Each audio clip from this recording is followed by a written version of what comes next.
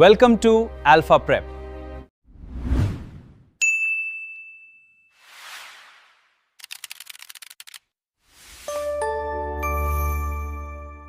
Class 11 mole concept के आज के इस वीडियो लेक्चर में हम लोग मोल कॉन्सेप्ट को पढ़ेंगे और मोल कॉन्सेप्ट से रिलेटेड न्यूमेरिकल्स को कैसे सॉल्व किया जाता है उसको सीखेंगे।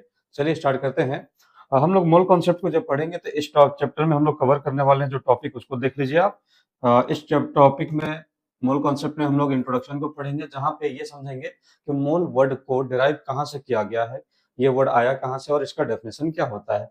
फिर नेक्स्ट हम लोग इसमें मोल और नंबर ऑफ पार्टिकल्स के बीच में क्या रिलेशन होता है और उससे रिलेटेड क्वेश्चन को कैसे सॉल्व करते हैं उसको इस टॉपिक में पढ़ेंगे। नेक्स्ट हम लोग मोल एंड मास के रिलेशन को पढ़ेंगे और फिर mole and volume at STP के रिलेशन को भी सेम वीडियो लेक्चर में ही डिस्कस करेंगे। तो चलिए स्टार्ट करते हैं आज हम लोग मोल कॉन्सेप्ट को। जब हम लोग पढ़ते हैं मोल कॉन्सेप्ट तो उससे पहले कुछ इंट्रोडक्शन है, कुछ इन्फॉर्मेशन है, इसको समझ लीजिए कि जब हम लोग फिजिक्स में यूनिट एंड डायमेंशन पढ़ रहे थे क्लास 11 का चैप्टर 1 फिजिक्स में, तो वहाँ पे बेसिक फंडामेंटल यूनिट के बारे में समझाया गया होगा। यहाँ जैसे कि आप लोग जानते होंगे लेंथ को मेजर करने के लिए हम लोग मीटर यूनिट का यूज करते हैं जिसका सिंबल एम होता है। मास को मेजर करने के लिए किलोग्राम यूज करते हैं, टाइम को मेजर करने के लिए सेकंड यूज करते हैं। सेम इसी टाइप से अमाउंट ऑफ सब्सटेंस को मेजर करने के लिए हम लोग मोल यूज करते हैं और ये मोल एसआई यूनिट होता है अमाउंट ऑफ सब्सटेंस का जिसका सिंबल MOL मोल है। मतलब ये हुआ कि मोल क्या है, तो सबसे पहला इंफॉर्मेशन मोल के बारे में हम लोग को यहाँ पे मिलता है। मोल क्या है, तो ये एक एसआई यूनिट है। It is the SI unit of amount of substance. SI unit of amount of substance, ये अमाउंट ऑफ सब्सटेंस का एसआई यूनिट है। मोल से हम लोग अमाउंट ऑफ सब्सटेंस को मेजर करते हैं। फर्स्ट इंफॉर्मेशन ये मोल के बारे में हम लोग को मिला। फिर आते हैं फर्दर, मोल वर्ड का को डिराइव कहां से किया गया है। मोल वर्ड एक लैटिन वर्ड था मोल्स, MOLES मोल्स। ये मोल्स क्या है, एक लैटिन वर्ड है। मोल्स एक लैटिन वर्ड है और इस यहीं से हम लोग इसको डिराइव किए हैं।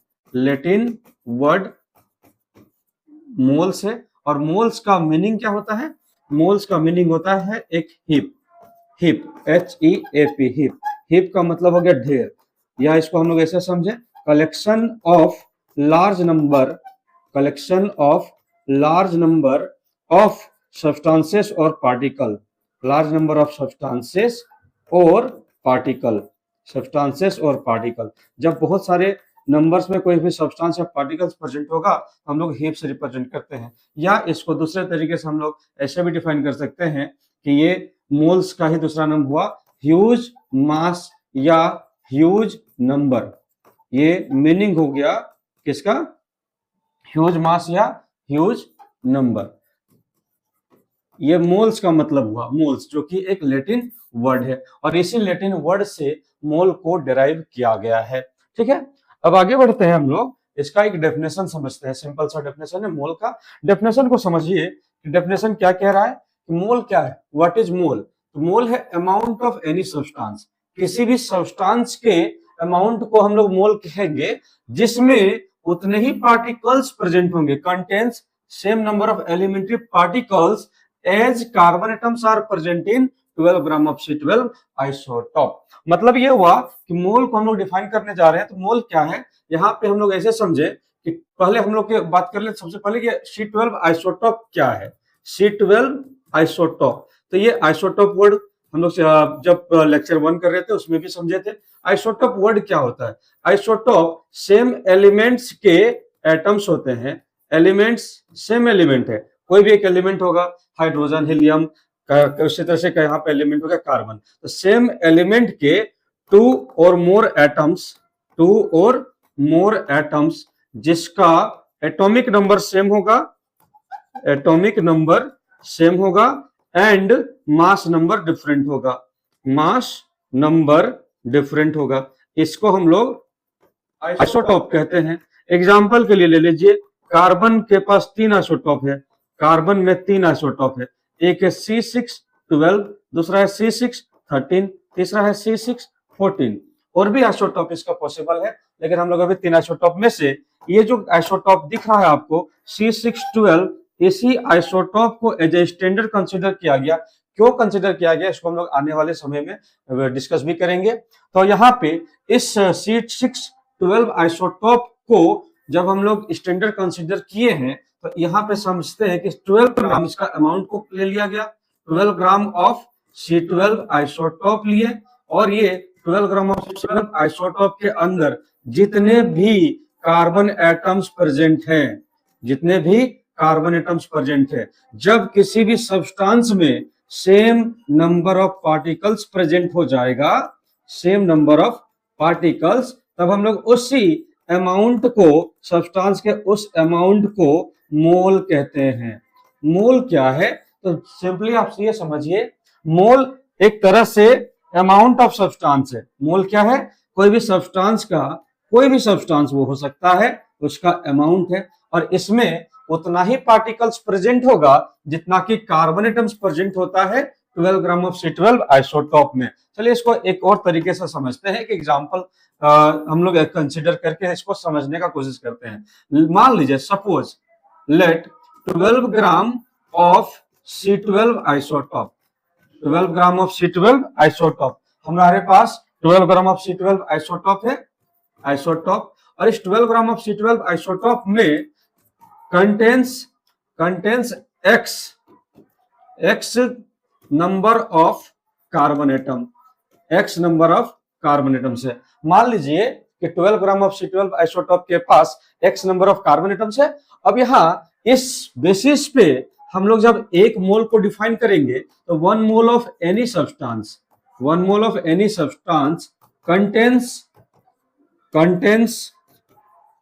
contains x number of particles of that substance, particles of that substance, ये हो गया मोल का मतलब। अब आगे हम लोग ये भी समझेंगे कि कितना पार्टिकल एग्जैक्टली होता है, बट यहां से हम लोग डेफिनेशन को एक्सप्लेन कर चुके हैं।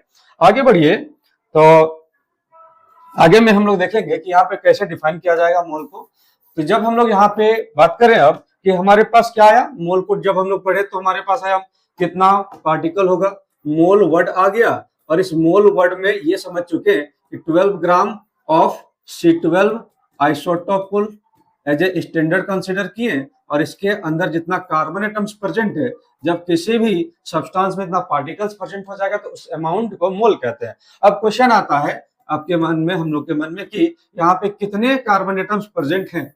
एक क्वेश्चन आ सकता है कि कितने कार्बन एटम्स प्रेजेंट है, तो ये ऑब्जर्व किया गया, ऐसे हम लोग इसको कैलकुलेट भी करेंगे। तो मान लीजिए यहाँ पे experimentally it is observe that, हम ऐसे लिख देते हैं अभी थोड़ा सा सिंप्लीफाई करने के लिए, experimentally it is observe that, ये ऑब्जर्व किया गया, observe that 12 gram of C12 isotope, 12 gram of C12 isotope contains 6.022 multiply 10 to the power 23 carbon atoms.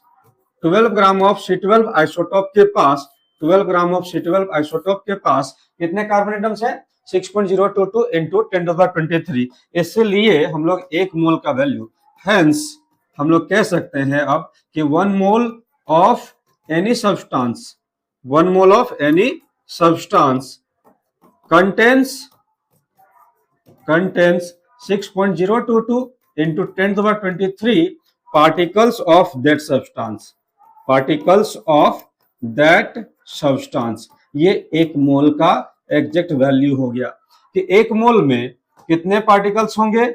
एक मोल में जब हम लोग एक मोल वैल्यू लेंगे तो उसमें कितने पार्टिकल्स होंगे, 6.022 into 10 to the power 23 particles होंगे। और ये जो पार्टिकल्स है, पार्टिकल्स यहाँ पे क्या हो सकता है, तो पार्टिकल्स में भी, ये जो पार्टिकल्स की बात कर रहे हैं हम लोग, तो मे बी एन एटम, ये या तो एटम्स हो सकता है, मॉलिक्यूल्स हो सकता है, मॉलिक्यूल्स, आयंस हो सकता है, इलेक्ट्रॉन्स हो सकता है। इस तरह से जितने भी फंडामेंटल पार्टिकल्स हैं, इस तरह से कोई भी पार्टिकल्स यहाँ पे हो सकता है, etc।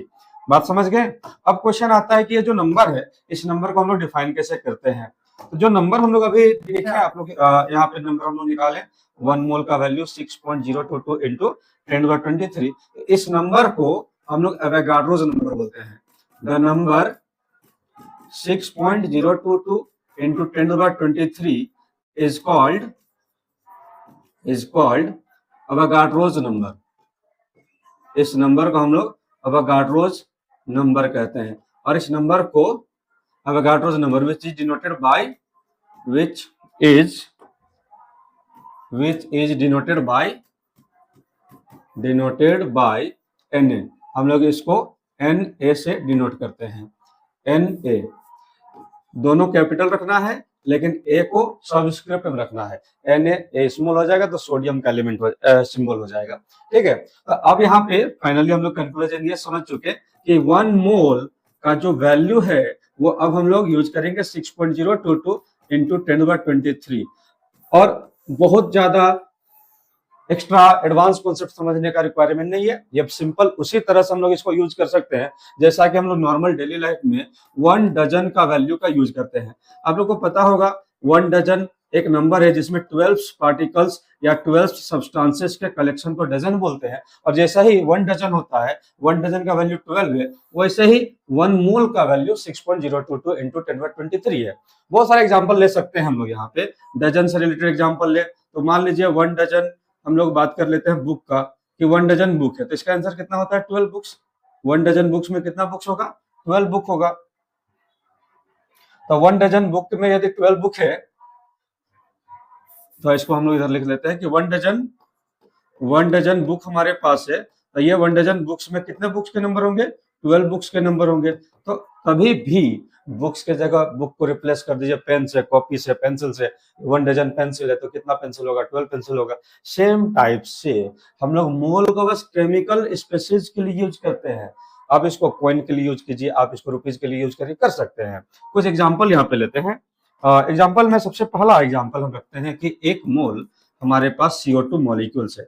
1 mole of CO2 molecule, CO2 molecule 1 मोल है, तो इस 1 मोल CO2 में कितने CO2 के मॉलिक्यूल्स होंगे। हम लोग इसको लिख सकते हैं 6.022 इंटू 10⁻23 CO2 मॉलिक्यूल्स।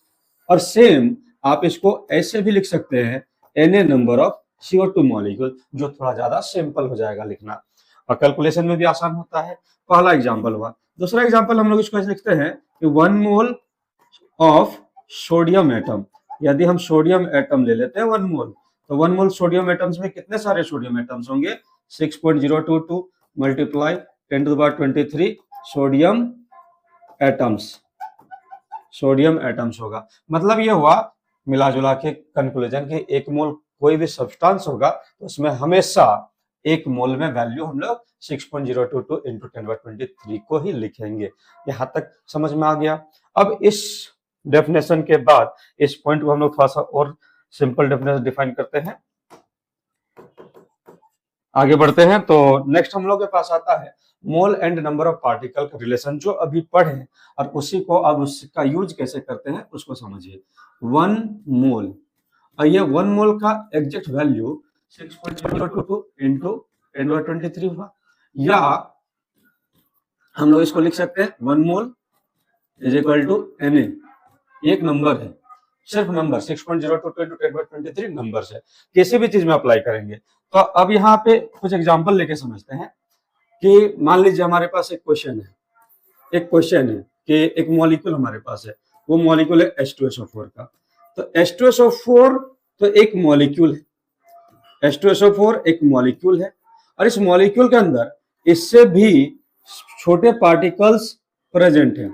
जैसे यहाँ पे हाइड्रोजन का एटम्स है, हाइड्रोजन का एटम्स हो गया, यहाँ पे सल्फर का एटम्स है, यहाँ ऑक्सीजन का एटम है, यहाँ पे ऑक्सीजन का एटम्स है, यहाँ पे इलेक्ट्रॉन्स है, बहुत सारे इलेक्ट्रॉन्स होंगे, यहाँ पे प्रोटॉन्स होंगे, यहाँ पे न्यूट्रॉन्स होगा,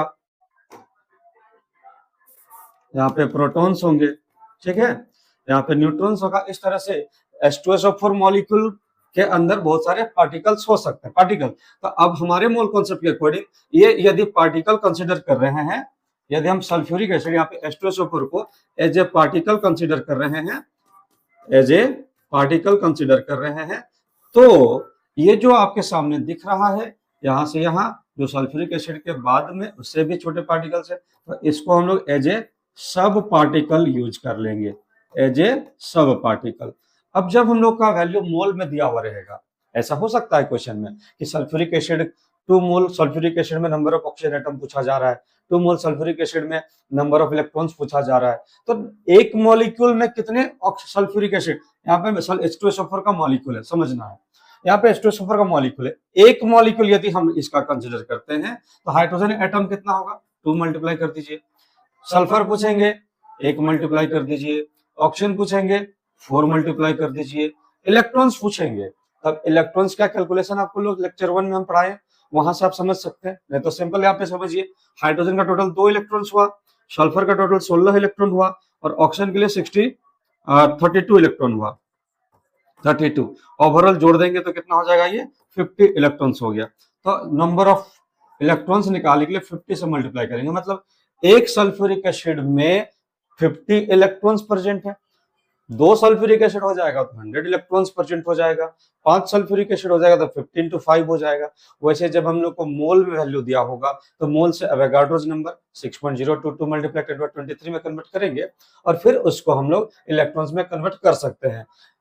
इसको हम लोग ऐसे भी सिंप्लीफाई कर सकते हैं कि जब हमारे पास नंबर ऑफ मोल्स दिया हुआ है तो पहले इसको नंबर ऑफ पार्टिकल्स में कन्वर्ट कर लीजिए और नंबर ऑफ पार्टिकल्स में कन्वर्ट करने के बाद इसको हम लोग नंबर ऑफ सब पार्टिकल्स में कन्वर्ट कर सकते हैं। सब पार्टिकल, ये काफी सिंपल मेथड होगा हर तरह के क्वेश्चन को सॉल्व करने के लिए। जैसे एग्जांपल, नंबर ऑफ मोल को नंबर ऑफ पार्टिकल में कन्वर्ट करना है तो हम लोग को मल्टीप्लाई करना होगा 6.022 इंटू 1023 से, एवोगाड्रोस नंबर से, तो वो नंबर ऑफ मॉलिक्यूल्स में बदल जाएगा। नंबर ऑफ पार्टिकल्स या नंबर ऑफ मॉलिक्यूल्स जो निकाल लें उसको सब पार्टिकल्स में मल्टीप्लाई करना है, तो यहाँ पे मल्टीप्लाई करना होगा नंबर ऑफ सब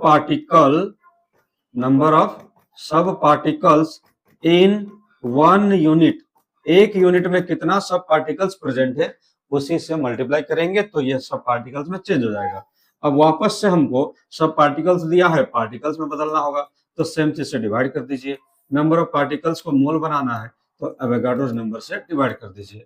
अब इसका एक एग्जांपल लेके समझते हैं, इस कॉन्सेप्ट का एक एग्जांपल लेके समझते हैं। क्वेश्चन है, मान लीजिए यहाँ पे एक क्वेश्चन ले लेते हैं कि how many electrons are present in 5 mole of H2SO4, 5 mole of H2SO4 में कितने सारे इलेक्ट्रॉन्स प्रेजेंट है, इसको कैलकुलेट करना है। अब इस क्वेश्चन को सॉल्व करना है, हमारे पास दिया हुआ वैल्यू क्या है, 5 मोल H2SO4, 5 मोल H2SO4। अब ये 5 मोल H2SO4 को पहले हम लोग number of molecule of H2SO4 में चेंज करेंगे। 5 मोल H2SO4 में हम लोग 5 मल्टीप्लाई 6.022 इंटू 1023 मल्टीप्लाई कर दिए तो इतना क्या हो गया, H2SO4 का नंबर हो गया, इतने सारे मॉलिक्यूल्स हो गए। अब नाउ एक H2SO4 के पास, सिंस हम लोग यहाँ पे देखते हैं कि 1 H2SO4 मॉलिक्यूल, एक H2SO4 मॉलिक्यूल है, उस एक H2SO4 मॉलिक्यूल्स के पास कंटेन्स 50 इलेक्ट्रॉन्स, 50 इलेक्ट्रॉन्स है टोटल, 50 इलेक्ट्रॉन्स, तो इतने सारे मॉलिक्यूल्स जो H2SO4 का है इसमें कितना इलेक्ट्रॉन्स होगा, तो ओवरऑल इस नंबर को 5 मल्टीप्लाई 6.022 मल्टीप्लाई 1023 को 50 से मल्टीप्लाई कर दीजिए और ये आपका इलेक्ट्रॉन्स में कन्वर्ट हो गया। इस तरह से हम लोग सॉल्व करते हैं नंबर ऑफ पार्टिकल्स और मोल्स के रिलेशन को। चलिए कुछ क्वेश्चन प्रैक्टिस करते हैं। यहाँ पे क्वेश्चन है, सबसे पहला question, how many molecules are present in 0.5 mole of H2O, 0.5 mole of H2O में कितने H2O के मॉलिक्यूल्स प्रेजेंट होंगे। तो मोल कॉन्सेप्ट अभी क्या समझाया हम लोग को कि 1 मोल ऑफ H2O है तो 1 मोल ऑफ H2O में नंबर ऑफ H2O मॉलिक्यूल कितना होगा, 6.022 इंटू 1023 H2O मॉलिक्यूल। एक मोल में इतने सारे H2O मॉलिक्यूल होगा, एक के बाद यदि 2 मोल ले लेंगे तो इसका डबल, 3 मोल ले लेंगे मल्टीप्लाई बाय 3। यदि इसी को 0.5 मोल हम लोग ले लें, 0.5 मोल ऑफ H2SO4 तो कितना मॉलिक्यूल्स होगा H2SO4 का, 0.5 multiply 6.022 into 1023 H2O molecule. Solve कर दीजिएगा, 3.011 इंटू 1023 H2O मॉलिक्यूल हो जाएगा। ये सिंपल है। आप इसको और भी सिंप्लीफाई कर सकते हैं, बहुत ही सिंपल शॉर्ट मेथड है इसका, शॉर्ट तरीका है कि जो मोल दिया है उस मोल को सीधे मोल के वैल्यू को मल्टीप्लाई कर दीजिए अवोगाड्रोज नंबर से, तो वो मॉलिक्यूल में कन्वर्ट हो जाएगा, मॉलिक्यूल्स में कन्वर्ट हो जाएगा। जैसे हमारे पास 0.5 दिया हुआ था यहाँ पे इस क्वेश्चन में मोल का वैल्यू कितना दिया हुआ था 0.5, सिर्फ इसको अवोगाड्रोज नंबर से मल्टीप्लाई कर दीजिए Na से, या आप इसको ऐसे भी लिख सकते हैं 0.5 इंटू 6.022 मल्टीप्लाई 10⁻23। आप इसके बेसिस पे नंबर देंगे तो 0.5 Na हो गया, और इसके बेसिस पे नंबर देंगे आंसर देंगे तो ये 3.011 मल्टीप्लाई 10⁻23 हो गया, 23 H2O molecule, number of H2O molecule निकाल रहे हैं। तो इस तरह से आप क्वेश्चन को सिंपली सॉल्व कर सकते हैं, सिंपल। अगला क्वेश्चन देखिए, इसी टॉपिक में नेक्स्ट क्वेश्चन है कि calculate number of atoms present in 2 mole of carbon. Carbon के 2 मोल में कितना एटम्स प्रेजेंट है। अब देखिए कार्बन का कोई फॉर्म नहीं दिया हुआ है, यहाँ पे यदि किसी इलेक्ट्रोपिक फॉर्म में देते जैसे C60 देता कार्बन का C60, या कोई इलेक्ट्रोपिक फॉर्म में दिया हुआ रहता तब हम लोग उसके अनुसार बनाते हैं। फिलहाल कार्बन लिखा हुआ है और कार्बन को हम लोग एटॉमिक फॉर्म C में ही कंसीडर कर लेंगे। तो ये आसान सा क्वेश्चन हो गया कि 2 मोल कार्बन है और 2 मोल ऑफ कार्बन में कितने कार्बन के एटम्स प्रेजेंट है, तो 2 मोल ऑफ कार्बन एटम्स में ही पूछा जा रहा है, तो 2 multiply Avogadro's number 6.022 into 10⁻23 carbon atoms हो जाएगा, और इसका आंसर हो गया हमारा 12.044 मल्टीप्लाई 10⁻23 कार्बन एटम्स। थोड़ा सा ध्यान रखना है कि जो आंसर हम लोग का होगा हमेशा साइंटिफिक नोटेशन में लिखने का कोशिश करेंगे। ये 12.044 है, इसको लिख देंगे 1.2044 मल्टीप्लाई 10⁻24 कार्बन एटम्स। यदि पॉइंट को हम लोग लेफ्ट साइड मूव करते हैं तो 10 का पावर इंक्रीज होता है, और राइट साइड मूव करते हैं तो 10 का पावर डिक्रीज होता है। आगे बढ़ते हैं, एक और क्वेश्चन है हमारे पास।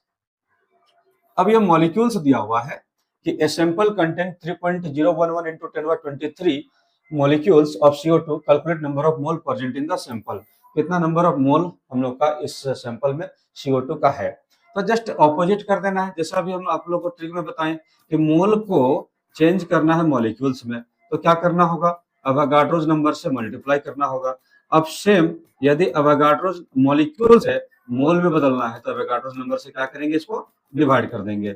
तो इस तरह से इस क्वेश्चन में 3.011 दिया हुआ है CO2 मॉलिक्यूल, डायरेक्ट लिख सकते हैं number of CO2 molecules is number of moles of CO2, number of moles find करने बोला है, तो moles of CO2 is equal to, यहाँ पे हम लोग वैल्यू लिखेंगे मोल्स का 3.011 into 10⁻23 डिवाइडेड बाय 6.022 into 10⁻23।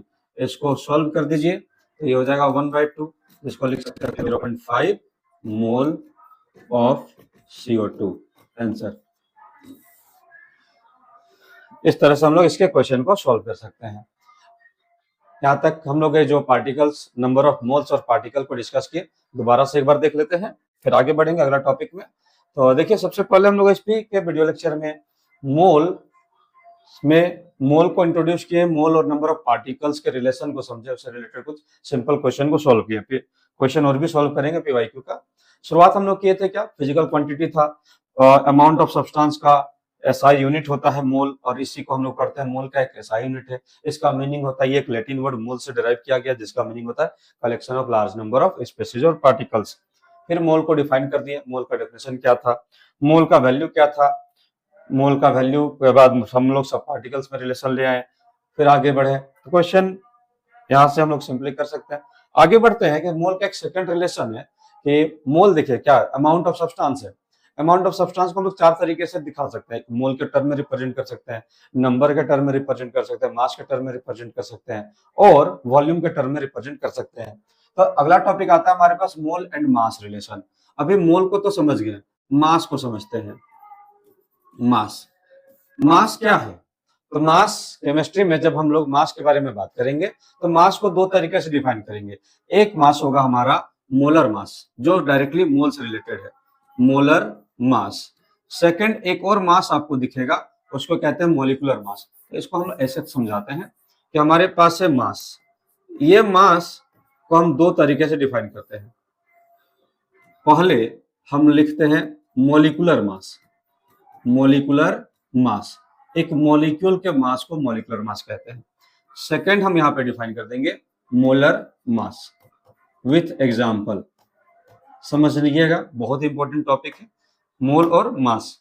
तो मॉलिकुलर मास क्या है, यहाँ पे यदि हम इसको डिफाइन करें तो it is the mass of, molecular mass क्या है, मास ऑफ वन मॉलिक्यूल, एक मॉलिक्यूल के मास को, वन मॉलिक्यूल इन AMU और U।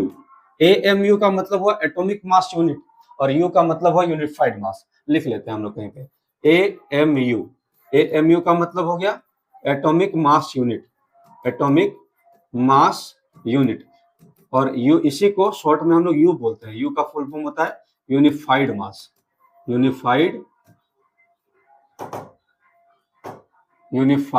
मास। ठीक, तो यहाँ जो हम लोग लिखे हैं कि AMU या U में रिप्रेजेंट करते हैं एक मॉलिक्यूल के मास को। AMU क्या है, AMU बताता है कि 12 gram of C12 isotope, 12 gram of C12 isotope के 1/12 पार्ट को, मतलब 1/12 पार्ट को हम लोग 1 AMU कहते हैं। अब इसको हम लोग लेक्चर 1 में पढ़ चुके हैं 1 AMU का मतलब क्या होता है। अब उससे हम लोग कोई भी मॉलिक्यूल के मास को AMU में यदि रिप्रेजेंट किए तो वो एक मॉलिक्यूल का ही मास होगा। जैसे एग्जांपल, यहाँ पे एग्जांपल बहुत इंपॉर्टेंट है, एग्जांपल समझिए। मॉलिकुलर मास हम लोग रख लिए of H2O, molecular mass of H2O। H2O का मॉलिकुलर मास होगा हाइड्रोजन का 1 × 2 और ऑक्सीजन का 16। ओवरऑल ये हो गया 18U। 18U हुआ मॉलिकुलर मास ऑफ H2O। अब इस 18U ऑफ H2O के मास को हम डिफाइन यदि करें कि 18U ऑफ H2O आपको प्रोवाइड कर दिया तो कितना H2O मॉलिक्यूल होगा, इसका मतलब ये हो सकता है कि 18U ऑफ H2O, जब हम लोग 18U ऑफ H2O की बात करेंगे, मॉलिक्यूलर मास की बात करेंगे, तो इसके पास कितने H2O के मॉलिक्यूल होंगे, कंटेंस 1 H2O मॉलिक्यूल। इसके पास H2O का सिर्फ एक ही मॉलिक्यूल प्रेजेंट होगा। ये हो गया क्या बात, ये हो गया हम लोग का 18U में कितने H2O के मॉलिक्यूल्स है। अब चलिए आते हैं मोलर मास में।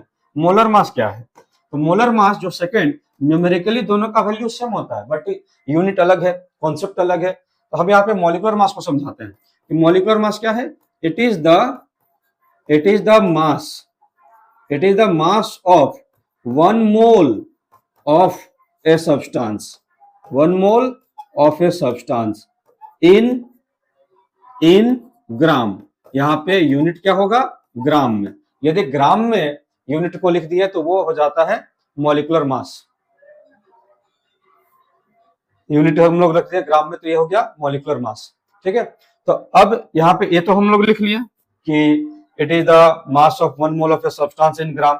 कुछ एग्जांपल हमेशा ही एक एग्जांपल यहाँ पे भी ले लेते हैं। मोलर मास हम H2O का लिखते हैं, तो मोलर मास ऑफ H2O कितना होगा, molar mass of H2O। H2O का मोलर मास न्यूमेरिकली ये जो वैल्यू है वो सेम रहेगा, 1 × 2 + 16 = 18 ग्राम हो गया। यहां पर भी वैल्यू सेम ही रहेगा। एक मिनट,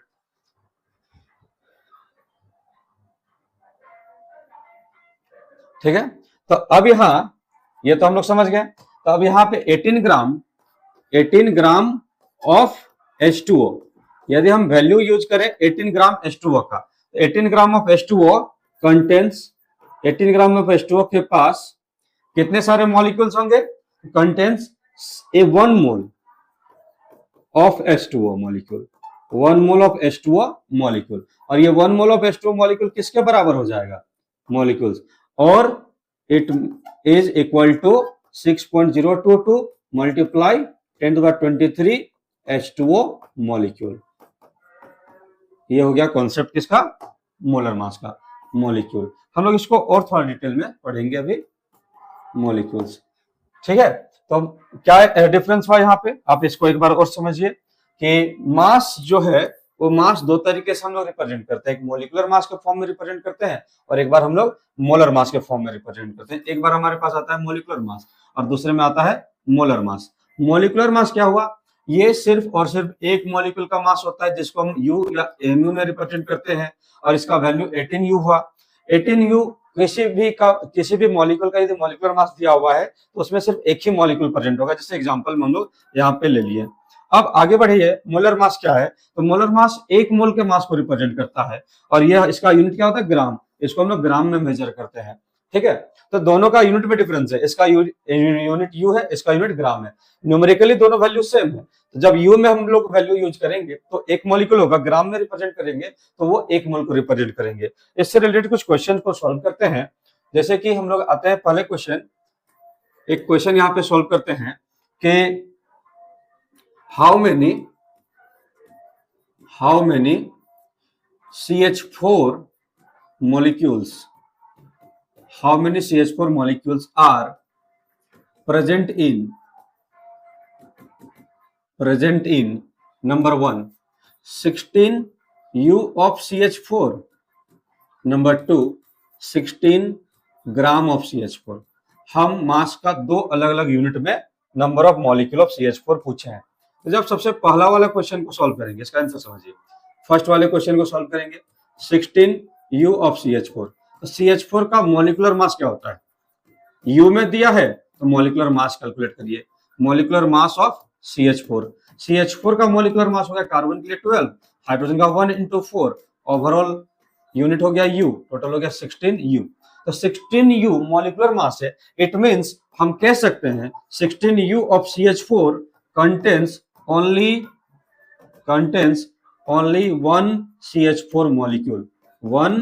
CH4 molecule। इसके पास सिर्फ एक ही CH4 का मॉलिक्यूल है। 16U में एक CH4 का मॉलिक्यूल है, कोई और मास U में दिया हो रहा था, यूनिट मेथड लगा के कैलकुलेट कर सकते हैं। आगे देखते हैं, जो सेकंड क्वेश्चन यहाँ पे पूछा है 16 gram of CH4। 16 gram of CH4, तो CH4 के 16 ग्राम में कितने मॉलिक्यूल प्रेजेंट होंगे? तो 16 ग्राम जब ग्राम में देगा तो हमारा सबसे पहला काम होगा मोलर मास कैलकुलेट करने का। Molar mass of CH4 numerically value तो सेम होगा, हम यहाँ पे लिख देते हैं इसको डायरेक्ट 16 ग्राम। अब 16 ग्राम ऑफ CH4 कंटेंस, इसके पास कितने मॉलिक्यूल्स होंगे? तो 16 ग्राम ऑफ CH4 कंटेंस, हम लोग या तो बोल सकते हैं 1 मोल CH4, या हमारा नंबर ऑफ मॉलिक्यूल्स के टर्म में पूछा है तो हम इसी नंबर को बोल सकते हैं 6.022 into 10 to the power 23 CH4 molecule. तो ये डिफरेंस है मोलर मास और मॉलिक्यूलर मास में। मोल कॉन्सेप्ट डायरेक्ट रिलेटेड है मोलर मास से, मॉलिक्यूलर मास बस एक कॉन्सेप्ट था, इससे पहले पढ़े थे। भाई यहाँ पे कंफ्यूजन क्रिएट ना हो, जिसके कारण हम दोनों को एक साथ में समझा दिए। आगे बढ़ते हैं, कुछ न्यूमेरिकल हमारे पास। How many molecule are present in 36 gram of H2O। H2O का टोटल 36 ग्राम दिया हुआ है और इसमें कितने मॉलिक्यूल्स H2O के प्रेजेंट होंगे, इसको कैलकुलेट करने बोला। तो सबसे पहले ग्राम आपको मिल जाए तो पहला स्टेप होगा, इसको दो तरीके से हम लोग क्वेश्चन को सॉल्व कर सकते हैं। एक तरीका होगा जब हम लोग इस क्वेश्चन को सॉल्व कर रहे होंगे तो एक तरीका होगा यूनिटरी मेथड, दूसरा तरीका होगा शॉर्टकट मेथड। शॉर्टकट मेथड ही जनरली यूज करते हैं, दोनों समझा दे रहे हैं कि हम लोग के पास पहले तो यूनिटरी मेथड में आ जाते हैं यहाँ पे कि हमारे पास जब भी ग्राम में मास दिया रहेगा तो हम निकालेंगे मोलर मास, जिस भी मॉलिक्यूल का क्वेश्चन है। Molar mass of H2O, H2O का मोलर मास 18 ग्राम हो गया। H2O का मोलर मास कितना हो गया? 18 ग्राम। अब 18 ग्राम तो मास दिया हुआ है, ठीक है। H2O का मोलर मास कितना दिया हुआ है? 18 ग्राम। अब मोल कॉन्सेप्ट आपको क्या समझाया कि 18 ग्राम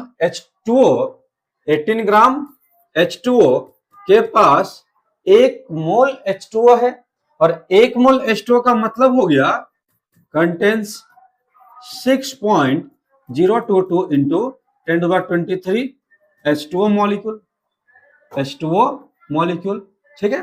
18 ग्राम में जब इतना H2O मॉलिक्यूल होगा तो यूनिटरी मेथड के बेसिस पे 1 ग्राम H2O में कितना मॉलिक्यूल हो जाएगा? 6.022 multiply 10 to the power 23 divided by 18 H2O का मॉलिक्यूल्स हो जाएगा। और हम लोग को कैलकुलेट करने बोला गया है 36 ग्राम में, तो लिख सकते हैं therefore 36 gram 6.022 multiply 10 to the power 23 divided by 18 into 36 H2O molecule. इसको सॉल्व कर दीजिए, 18 टू कैंसिल हो गया, 12.044 multiply 10 to the power 23 H2O molecule, जो कि हो सकता है 1.2044 मल्टीप्लाई 10^24 H2O मॉलिक्यूल। ये एक आंसर हो गया। सेकंड तरीका कि जब हम लोग का मोल में कोई वैल्यू दिया हुआ है, ये ट्रिक हमेशा याद रखना है आपको। जब मास दिया हुआ है, ठीक है, मास दिया हुआ है तो मास को पहले, या हम लोग ऐसे समझते हैं कि हमारे पास मास दिया हुआ है, मास को पहले मोल में कन्वर्ट कर लेंगे और मोल को फिर हम लोग नंबर ऑफ मॉलिक्यूल्स में कन्वर्ट कर लेंगे, नंबर ऑफ मॉलिक्यूल्स में।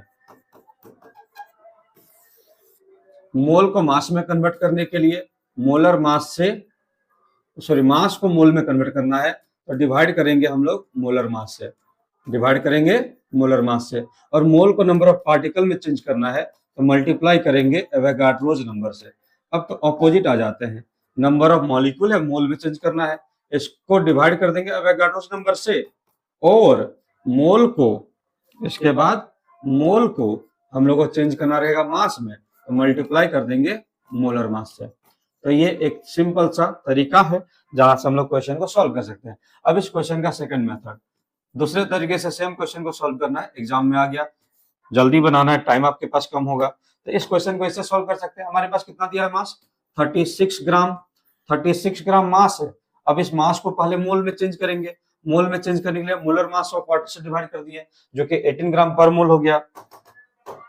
नंबर निकालना है, ग्राम इसको हटाइए, 36 वैल्यू दिया है, 18 हो गया। मोल चेंज करने के बाद इसको क्या करेंगे, मॉलिक्यूल में बदलना है, तो मल्टीप्लाई कर दिया 6.022 मल्टीप्लाई 10^23 से, सॉल्व हो जाएगा। 2 into 6.022, 2 into 6.022 into 10^23 number of H2O molecules, और ये हो जाएगा हमारा 12.044 इंटू 10^23 H2O मॉलिक्यूल्स। तो शॉर्टकट भी बना सकते हैं, इस तरह से यूनिटरी मेथड में भी बना सकते हैं, जो मेथड आपको सिंपल लगे आप उसमें इस क्वेश्चन को सॉल्व कर सकते हैं। नेक्स्ट बढ़ते हैं, अगला question, the mass of 1.55 into 10^24 molecules of NH3। तो जैसे कि अभी हम लोग जस्ट पढ़े थे कि मोल, हमारे पास मास दिया हुआ था, मास को मोल में चेंज किए और मोल को नंबर ऑफ मॉलिक्यूल में चेंज किए, नंबर ऑफ मॉलिक्यूल में। अब यहाँ यदि नंबर ऑफ मॉलिक्यूल दे दिया है और उसको चेंज करना है मोल में, और मोल को फिर चेंज करना है मास में, तो यहाँ पे क्या करेंगे, डिवाइड कर देंगे एवोगाड्रोस नंबर से, और फिर यहाँ मल्टीप्लाई कर देंगे मोलर मास से। यही तरीका होता है, शॉर्ट ट्रिक है। तो डायरेक्ट हम लोग को बोला गया मास, यहाँ पे हमारे पास 1.55 इंटू 10^24 नंबर ऑफ मॉलिक्यूल्स दिया हुआ है, इट मीन्स ये वाला वैल्यू दिया हुआ है। अब इसको मोल बनाना है, तो यहाँ डिवाइड कर दिए किससे, 6.022 इंटू 10^23 से, और उसके बाद हम लोग यहाँ से यहाँ पहुंचना है, मोलर मास से मल्टीप्लाई कर देंगे। अमोनिया का मोलर मास कितना होगा, 17, नाइट्रोजन का 14 और हाइड्रोजन का 1 इंटू 3, 17। अब ये हम लोग सॉल्व कर लिए, तो यहाँ से हम लोग का NH3 मॉलिक्यूल्स निकल गया। सॉल्व कर लीजिएगा, यहाँ हो गया 15.5 डिवाइडेड बाई 6.022 इंटू 17, ये हो गया NH3 मॉलिक्यूल्स। इसको सॉल्व कर देते हैं, 15.5 इंटू 17 डिवाइडेड बाई 6.022,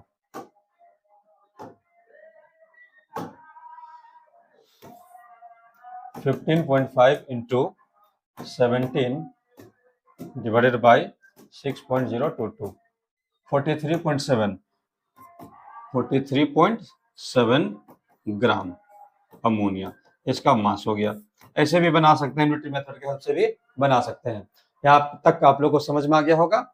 आगे बढ़ते हैं, नेक्स्ट क्वेश्चन हम लोग के पास है, the mass of 1 molecule of H2O। बहुत ही इंपॉर्टेंट क्वेश्चन है, और 1 mole of H2O, 1 atom of H2O, ये एक रिलेशन को भी एक्सप्लेन कर देता है U और AMU में, रिलेशन बिटवीन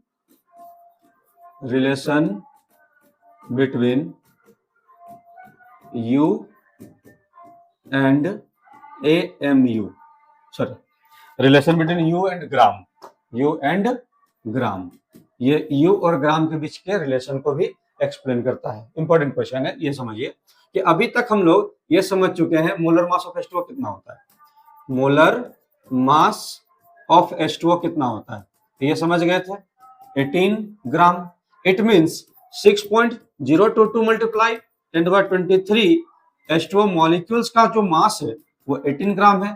तो यही यदि एक H2O मॉलिक्यूल होगा तो उसका मास कितना हो जाएगा, 18 डिवाइडेड बाई 6.022 मल्टीप्लाई 10⁻23, और ये ऑलमोस्ट 3 इंटू 10⁻⁻23 ग्राम के आसपास हो जाएगा।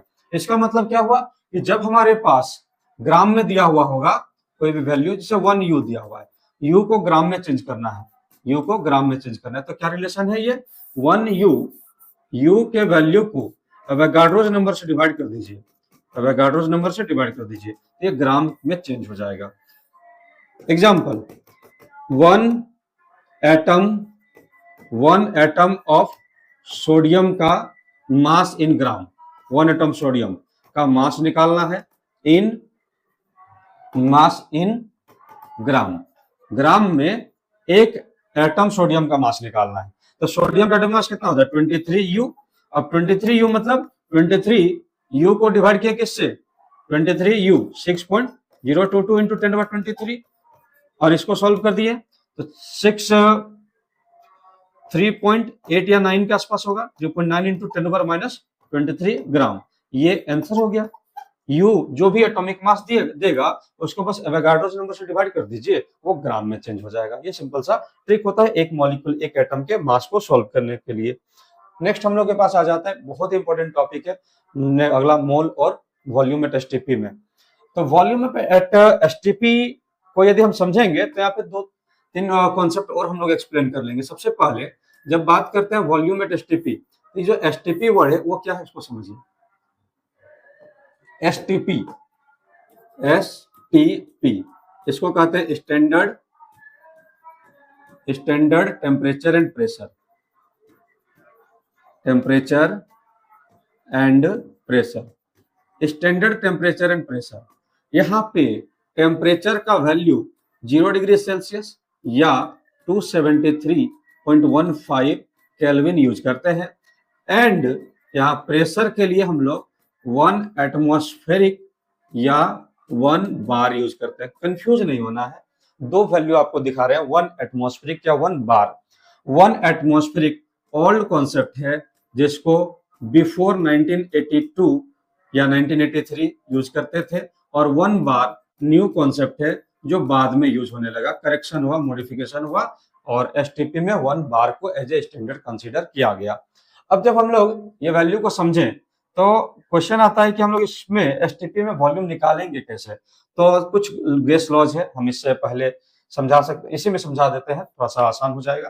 तो गैस लॉज है, 3 गैस लॉज हम लोग के पास आता है, गैस लॉज बोलते हैं इसको। गैस लॉज में एक है बॉयल्स लॉ, बॉयल्स लॉ, इसको एक अलग से वीडियो में हम समझा देंगे आप लोग को। बॉयल्स लॉ होता है जहां पे बोला जाता है कि वॉल्यूम जो है वो प्रेशर के इनवर्सली प्रोपोर्शनल होता है, पहला। सेकंड, यहाँ पे एक लॉ और है, चार्ल्स लॉ कहते हैं। चार्ल्स लॉ में कहा जाता है कि जो वॉल्यूम होता है वो वॉल्यूम टेम्परेचर के डायरेक्टली प्रोपोर्शनल होता है। और तीसरा एक और लॉ होता है जिसको बोलते हैं एवोगाड्रोस लॉ,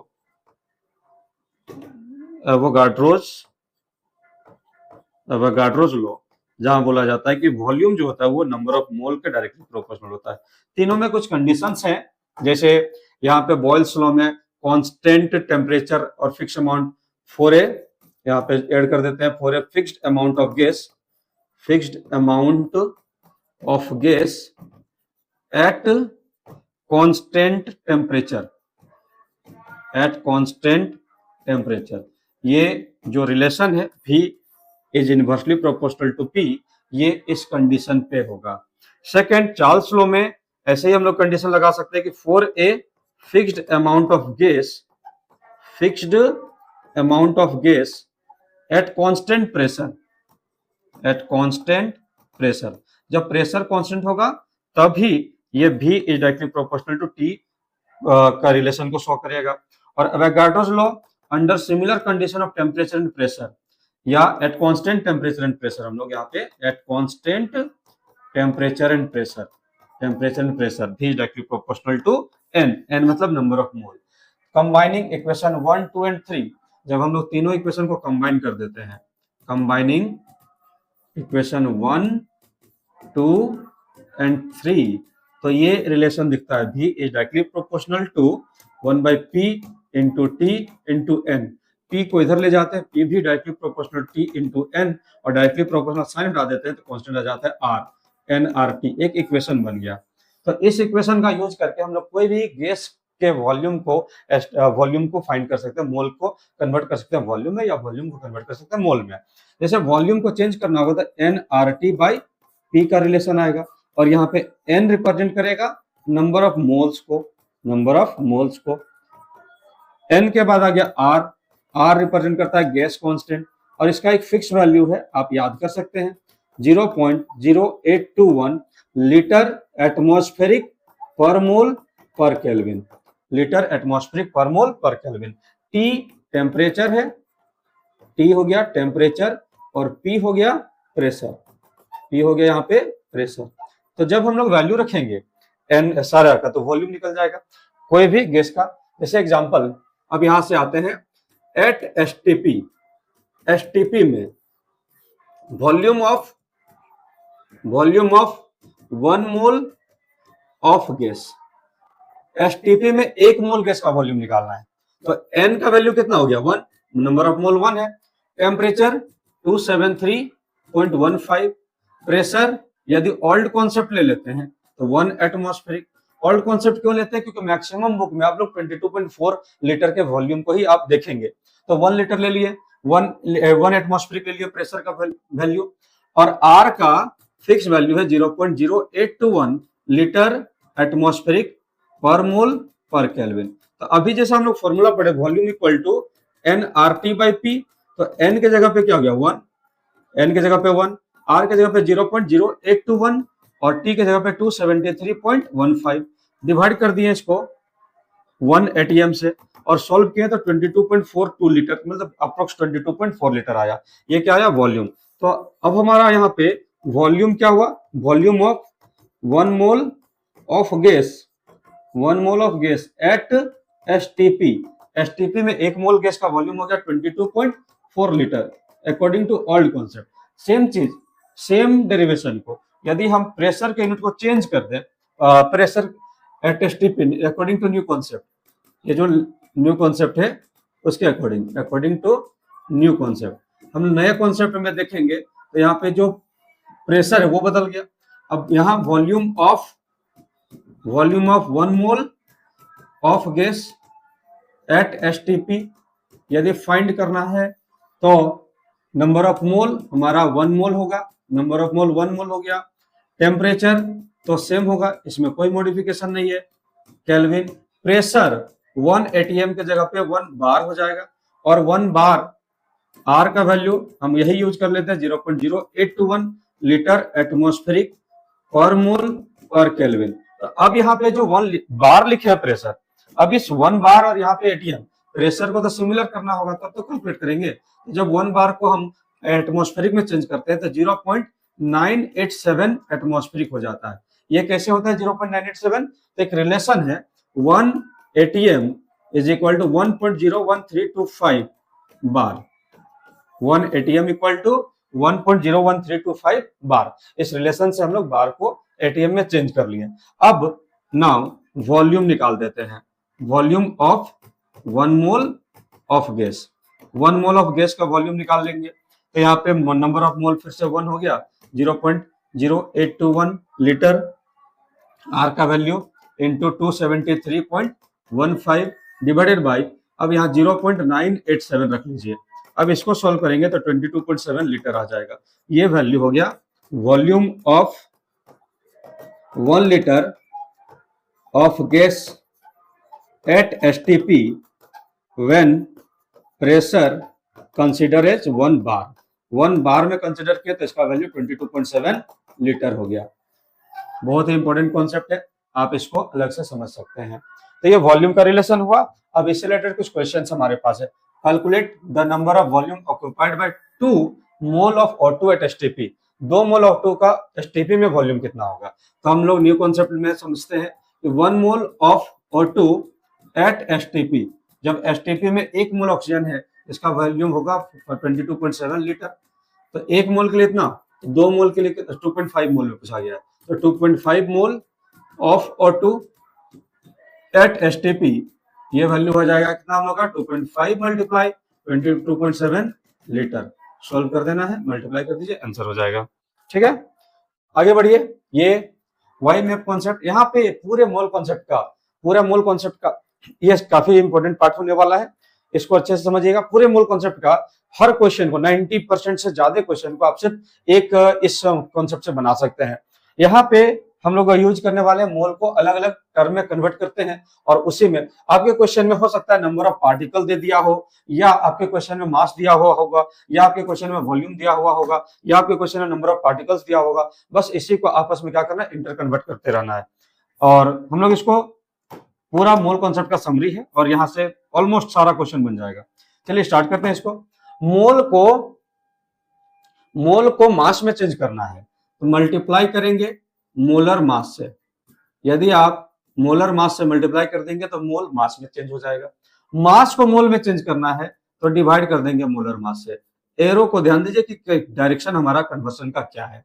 मोल को नंबर ऑफ पार्टिकल में चेंज करना है तो मल्टीप्लाई कर देंगे अवोगाड्रोस नंबर से, और नंबर ऑफ पार्टिकल को मोल में चेंज करना है तो हम लोग यहाँ पे डिवाइड कर देंगे अवोगाड्रोस नंबर से।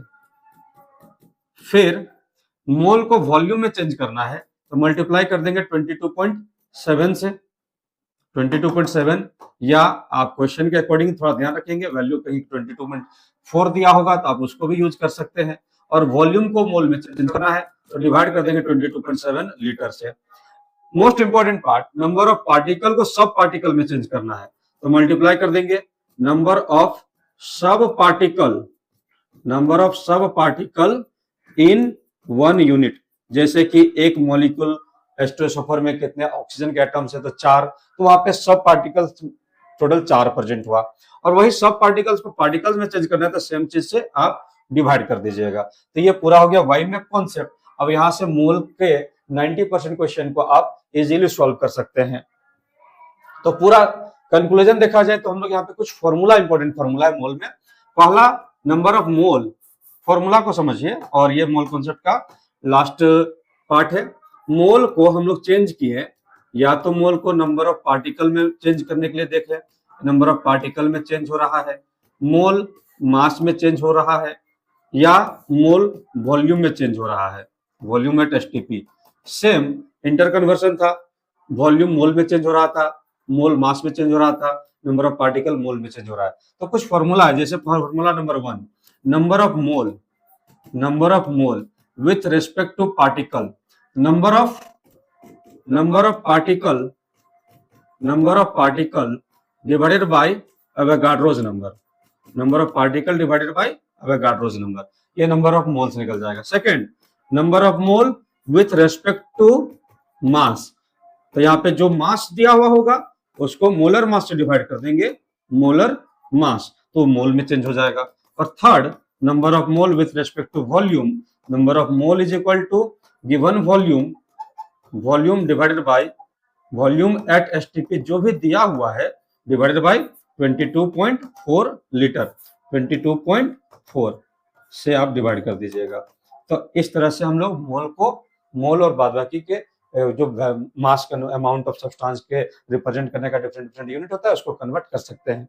आने वाले नेक्स्ट वीडियो में हम लोग इससे रिलेटेड जितना भी क्वेश्चन पूछा गया पीवाईक्यूज में, प्रीवियस क्वेश्चन, वो जेई मेंस हो, जेई मेन 2002 से हम लोग कवर करते हैं 2026 तक। फिर जितना क्वेश्चन नीट में पूछा गया है उसको कवर कर लेंगे, और जेई एडवांस में भी यदि कोई क्वेश्चन पूछा गया होगा तो उसको भी हम लोग नेक्स्ट वीडियो में कवर कर लेंगे। अब ये कंटिन्यू वीडियो हम लोग का अल्फा प्रेप ऐप में रहेगा। आप लोग को जो भी डाउट हो इस लेक्चर में, इसका नोट्स आप लोग को अल्फा प्रेप ऐप में मिल जाएगा। अल्फा प्रेप जो प्ले स्टोर से आप फ्री में डाउनलोड कर सकते हैं। प्ले स्टोर से डाउनलोड करेंगे, जो क्लास नोट्स है आपको वहां पे अवेलेबल रहेगा। चलिए मिलते हैं नेक्स्ट वीडियो में। थैंक यू तब तक के लिए।